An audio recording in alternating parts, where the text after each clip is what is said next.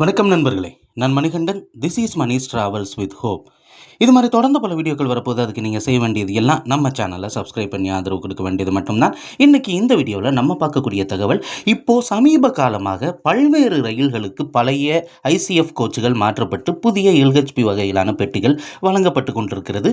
அந்த வகையில் ஒரு முக்கியமான ரயிலுக்கு நாளையில இருந்தே எல்ஹெச்பி வகையிலான பெட்டி வழங்கப்பட இருக்கிறது.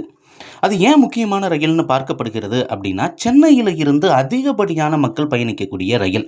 அது மட்டும் இல்லாமல் 19 அன்ரிசர்வ்டு பெட்டிகளை கொண்டு இயங்கக்கூடிய எக்ஸ்பிரஸ் ரயில்.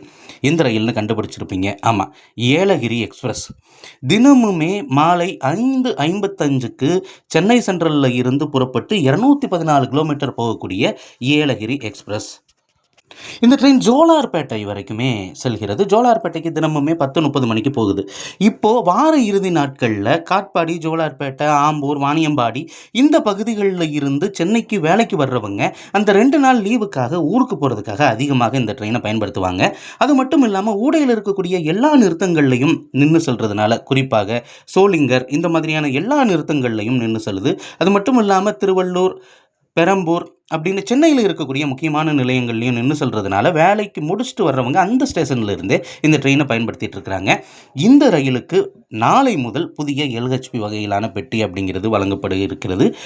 இது மட்டும் இல்லாமல் இந்த ட்ரெயின் போயிட்டு ரிட்டன் மறுநாள் 4ஆம் தேதி மே மாதம் இந்த ட்ரெயின் கிளம்பக்கூடிய நேரம் அப்படின்னு பார்த்தோம் அப்படின்னா 5 மணிக்கு சரியாக அங்கேருந்து கிளம்புது. அப்படி கிளம்பக்கூடிய இந்த ட்ரெயின் ஆனது மீண்டும் சென்னைக்கு 9:10 மணிக்கு வந்துடுது. ஆக காலையில் வேலைக்கு வரணும் அப்படின்னா சரியான நேரத்தில் இருக்கக்கூடிய ட்ரெயின் இந்த ட்ரெயின் தான். இந்த ட்ரெயினை பயன்படுத்தி நிறைய பேர் பயன்படுத்திட்டு இருக்கிறாங்க. இதில் பழைய ஐசிஎஃப் வகையிலான பெட்டிகள் மாற்றப்பட்டு எல்ஹெச்பி வகையிலான பெட்டிகள் வழங்கப்படுறதுனால பயணம் இன்னும் ஸ்மூத்தாக இருக்கும். அது மட்டும் இல்லாமல் அதிகப்படியான மக்களும் பயணிக்க முடியும்.